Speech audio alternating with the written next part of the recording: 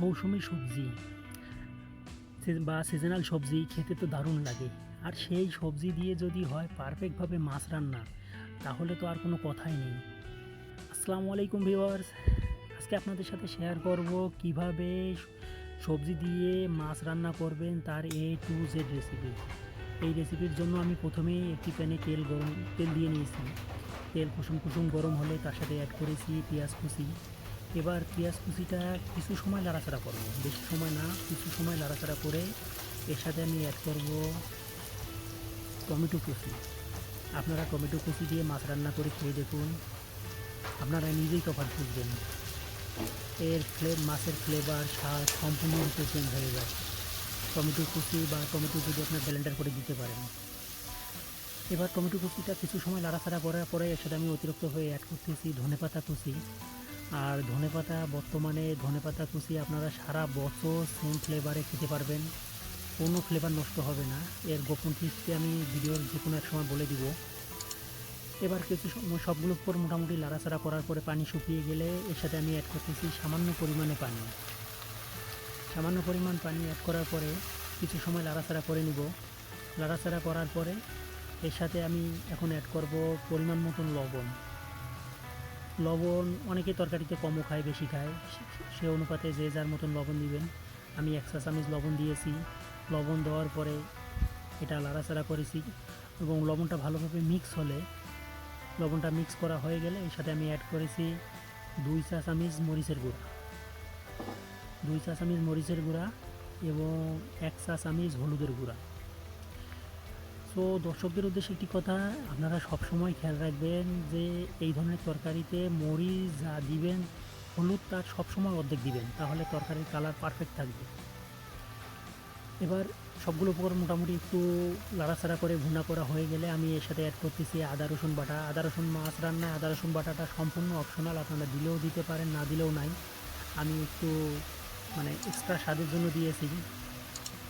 এবার সবগুলো উপকরণ আমি মোটামুটি ভালোভাবে ভুনা করে নেব। ভালো ভুনা করা হয়ে গেলে, পানি শুকিয়ে গেলে এখানে সামান্য পরিমাণ পানি দিয়ে পানিটা বলক তুলে নেব এবং পানিটা বলক উঠলে ওর সাথে অ্যাড করব কাঁচামরিচ।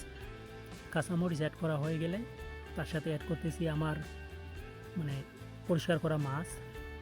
এবং পরিষ্কার করা মাছ অ্যাড করার পরে আমি মাছটা মিনিট খানেক নাড়াচাড়া করব। মিনিট খানেক নাড়াচাড়া করার পরে ঢেকে দিয়ে 3 থেকে 4 মিনিট রান্না করে নেব।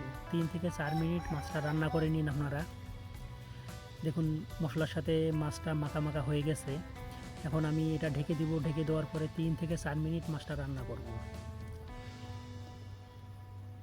এভাবে 3 থেকে 4 মিনিট রান্না করার পরে আমি মাছগুলোকে তুলে নিব একটি প্লেটে, বা আপনি যে কোনো একটা পাত্রে তুলে নিতে পারেন মাছগুলোকে।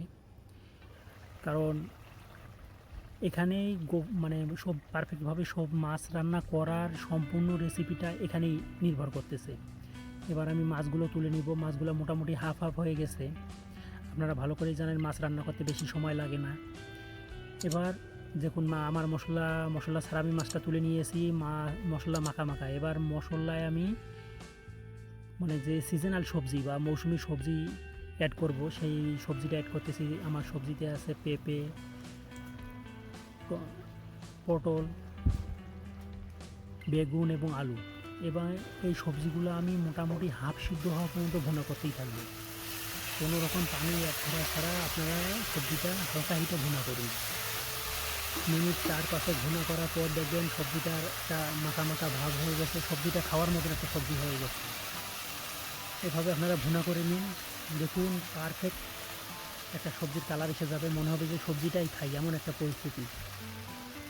সবজিটা ভুনা হয়ে গেলে, পানি শুকিয়ে গেলে এর সাথে আমি অ্যাড করব মাছ রান্না করতে যে পরিমাণ পানি লাগে। মোটামুটি আমার পানি অ্যাড করা হয়ে গেছে। এবার আমি এটা পানিটা একটু সবজিটা একটু নিচে লাড়াচাড়া করে নেব, নতুবা নিচে লেগে যাওয়ার একটা ভয় থাকবে।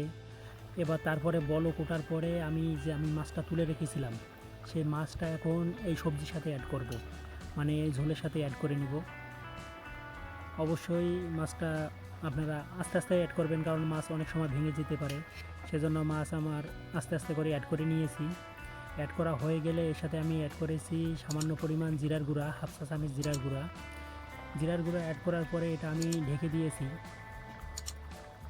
ঢেকে দিয়ে মিনিট 5-6 মানে রান্না করেছি। মিনিট 5-6 পরে এর সাথে আমি অ্যাড করেছি ধনেপাতা কুচি,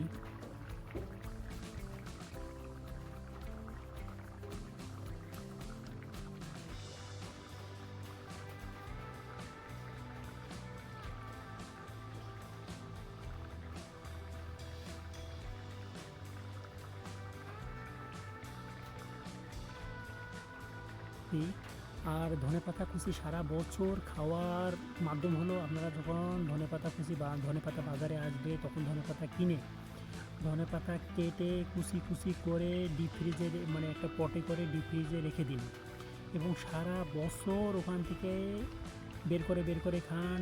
ধনেপাতার সামান্য পরিমাণ ফ্লেভার চেঞ্জ হবে না ইনশাল্লাহ। দেখুন আমার সবজি সিদ্ধ হয়ে গেছে, মাছও হয়ে গেছে এবং সব মাছের কালারটা অতুলনীয় কালার হয়েছে। দেখুন পটল কত সুন্দর সফটলি সিদ্ধ হয়েছে।